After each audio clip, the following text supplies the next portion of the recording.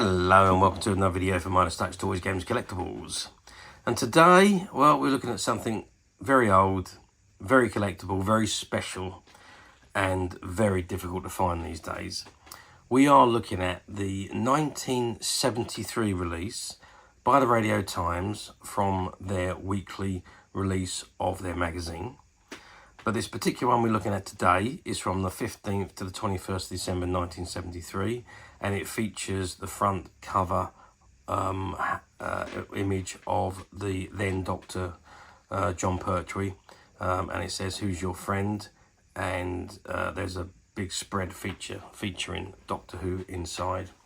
As you know, Doctor Who first aired in 1963, and the character of the Doctor was played by William Hartnell. And he was accompanied by Carole Ford, who played his granddaughter Susan, and Jacqueline Hill, who played Barbara Wright, and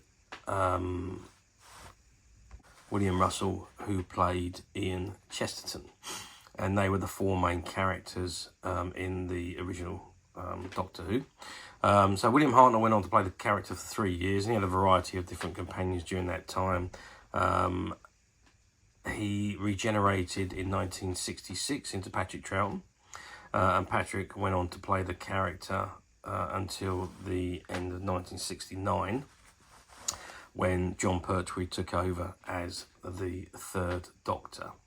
Now, 1973 was the 10th anniversary year, so it was a big year for Doctor Who. A lot of things going on, a lot of merchandise produced, and hence the reason why there was quite a few front page issues of the Radio Times in 1973 of all of Doctor Who. So this particular one we're looking at today is from the 15th to the 21st of December 1973, and the cover price was 5p, and this was the one from Scotland. And it says, Radio Times, Who's Your Friend?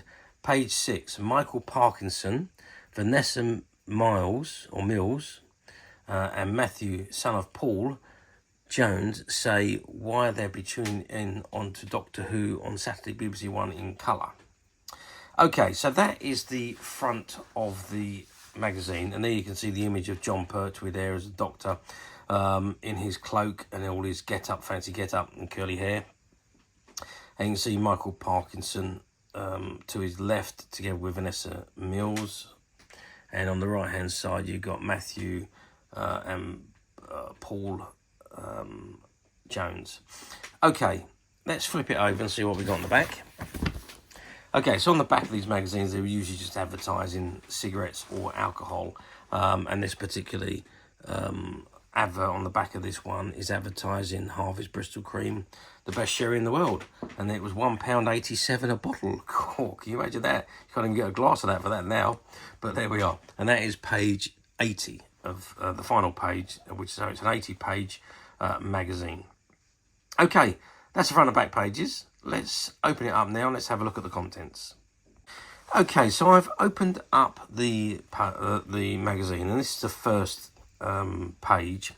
So you've got the shape of drinks to come, and it's Gordon's Gin, which is being advertised there by a very sexy lady on ice skates.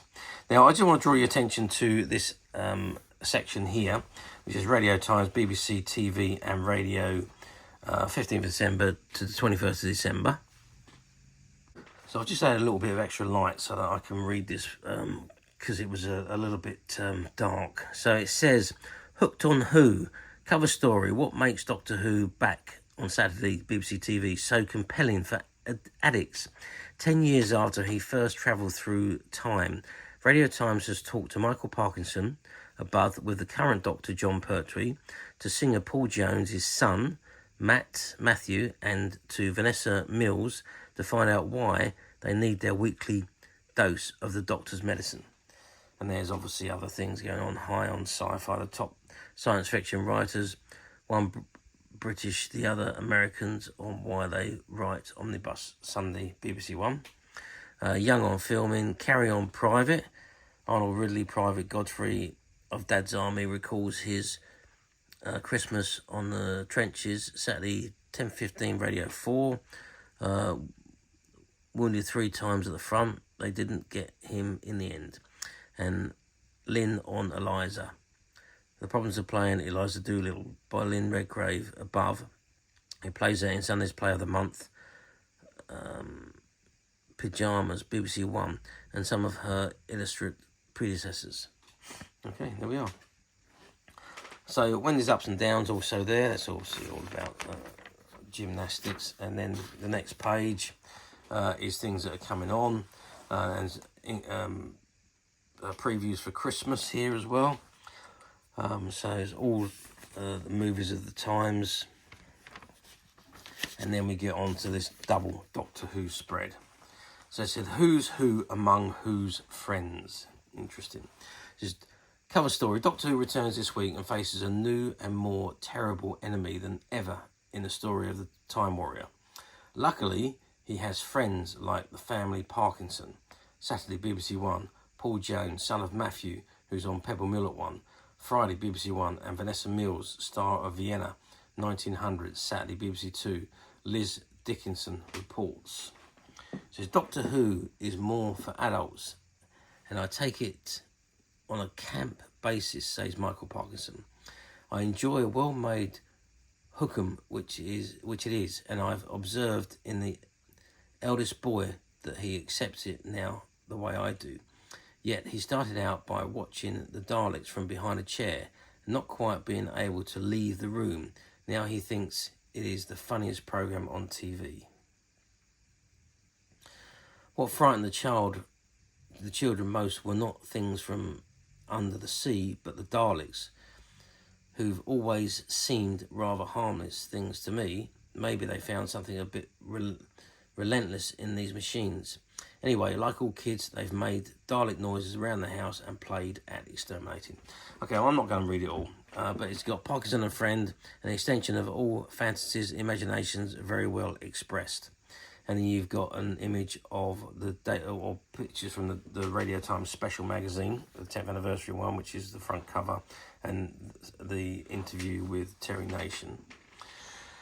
Among who friends, Matthew and Paul, and Friend, he's half in the world, half out.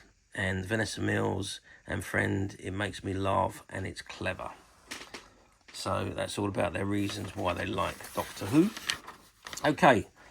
Advertising H. Samuel, the Goldsmiths, and then we go on other things now. Stranger Than Their Science Fiction, and that's 2001 is getting closer all the time, and writers of sci-fi might well wonder if they are writing fiction or prophecy. Radio Times meet two of the biggest names in sci-fi featured in Sunday's programme Omnibus. And there's this week's films: Pardon Us, The Happy Years, King of the Khyber, Station 6 Sahara, The French Line, Tumbleweed, Madame Curry, 49 Parallel, The Swimmer, Anchors Away. Oops. On to the next page, more adverts, and I Am a Cameraman. We then got, again, more adverts. Ronnie Corbett advertising some stuff there. The co-op cuts your cost of Christmas. Yeah. How long's the co-op been going, I wonder? Acting for All Their Worth, Second House, and that's a couple of the actors from that programme talking to the magazine.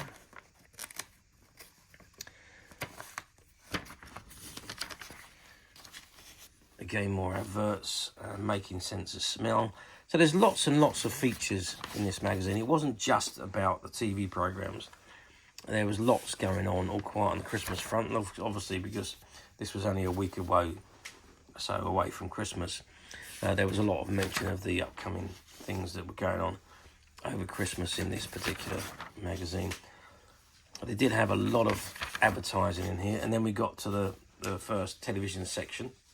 And obviously back in the day, we only had two BBC channels, BBC One and BBC Two, and there was ITV on the other side. And of course then there was the radios. So BBC One, so from 9 at 15 you had Barnaby, you had the Hair Bear Bunch, Right Charlie, Tom and Jerry, Pardon Us, The Virginian, Tom and Jerry Again, The Weatherman, Grandstand, Football Preview, International Boxing, Racing for Mascot, International Skiing, European Trampoline Championships, Rugby League. 4:55 you had Sportsville, and then 5:10 you had Doctor Who in colour. New series. And it says, starring Jon Pertwee in The Time Warrior, a 4-part story by Robert Holmes. An earlier alien ship crash lands an alien ship crash lands near a medieval castle. Soon the combination of primitive ferocity and advanced technology faces the Doctor with a terrifying problem. And who we got in this? Iron Grand, Blood Axe, Meg, Lynx, Doctor Who, Jon Pertwee, Brigadier Lethbridge Stewart, Professor Rubish, Sarah Jane Smith makes a debut there, Eleanor, Edward of Sussex, Eric, and also June Brown from EastEnders fame, Jeremy Bulloch, who we all know, Boba Fett from Star Wars.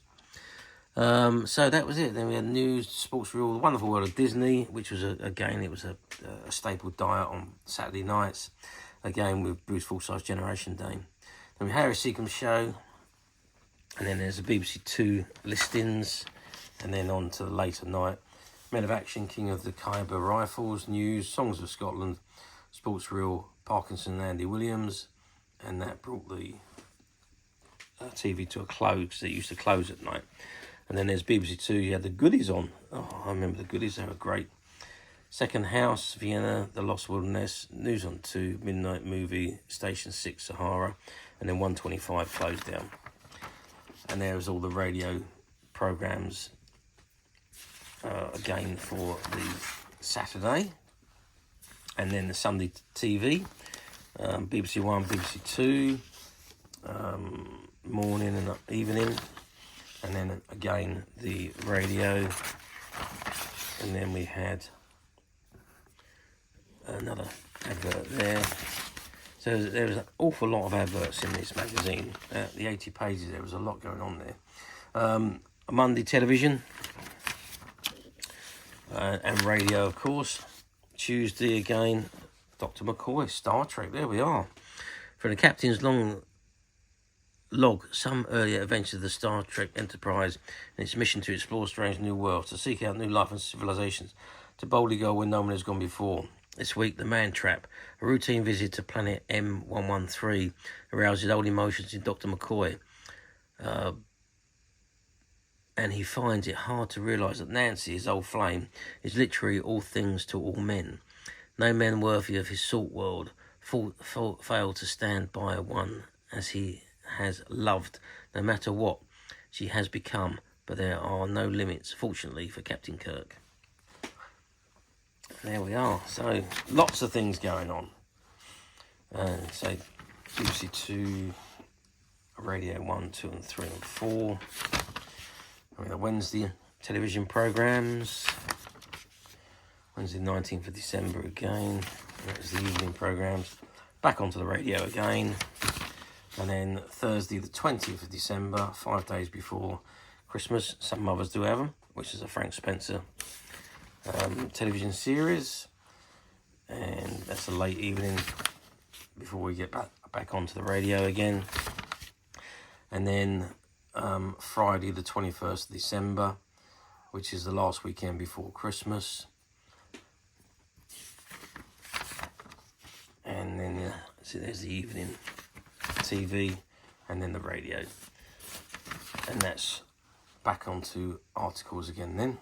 Lynn, Julie, Anne, Eva, Margaret, Miss Pat and Wendy all doing a lot for Miss Doolittle.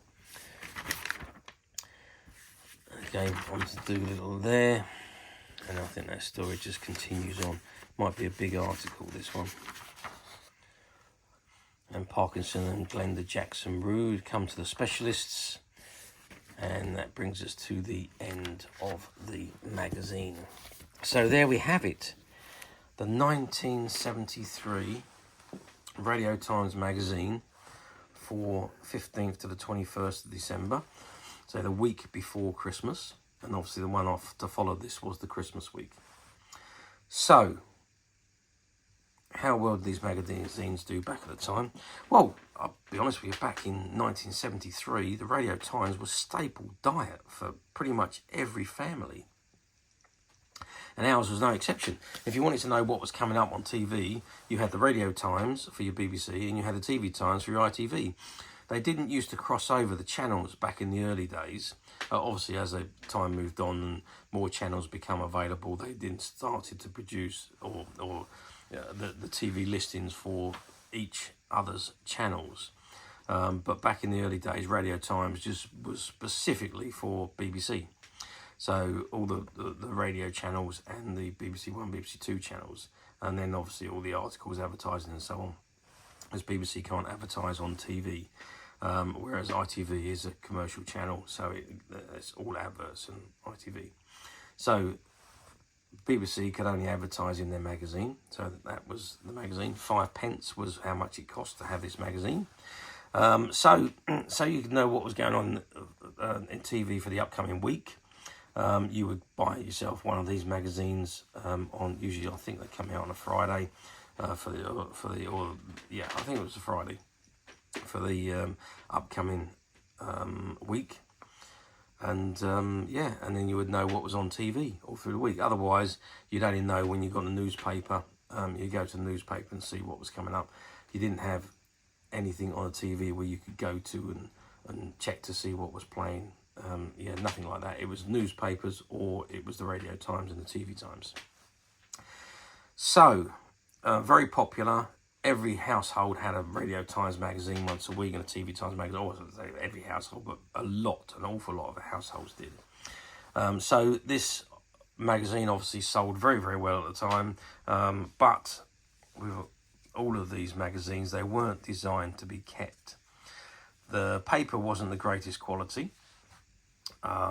They were there for the week, and once the week had gone past, you ended up throwing them away. So consequently, there's not many that survived the test of time, and this particular one, which is 52 years old now, coming up to 52 years old, is one of those exceptional ones that has survived the test of time. You can see there is a little bit of writing. Someone's been doodling on the front of it on doing some sums, but generally other than that, it's in fabulous condition for something that's 52 years old. Okay, so let's move forward 52 years in to the current date, 2025. Do these magazines come up very often on the platforms? Well, not very often. They do occasionally come up. Trouble is when they do come up, because they're so old and rare, they do demand large amounts of money, especially the black and white ones. So if you move back to the first Doctor and the second Doctor, any of those that have got front covers, if you've got any of those, they're worth an absolute fortune. But then as you got onto the third Doctor, even though they produce quite a lot more for the third Doctor, the Radio Times did front cover the Doctor more often than they did on the previous two incarnations. But they are still very, very difficult to find, and very collectible and very sought after by the collectors. And obviously, as a result, they fetch high prices. After Pertwee, well, there was a long hiatus before Doctor Who appeared back on the front cover of the Radio Times. Many, many years went by before it was back on the front cover. So anything after the Pertwee era, the magazines are relatively cheap. You can pick them up usually between a couple of quid up to about £20-25. But it's these earlier ones which are the expensive ones, because they are so old and so rare. So to answer the question, no, they don't come up very often on the platforms. When they do, they are very expensive, and they are in various different states of condition. So if you are going to buy one on the platform, again, just be very, very careful that you do read the condition report of the used item. Don't just read the home page description, look at the home page pictures, because that might not be what you're about to buy. Some of the platforms don't use stock photographs, but some of them do. So if you're looking at one that does use stock photographs, just be a bit vigilant and click the use link to see what you're actually going to order. Otherwise, well, we don't believe in stock photographs either at Midas Touch Toys, Games and Collectibles, so you can come to us. Well, this particular magazine, as of today, is now available to purchase on the Midas Touch website.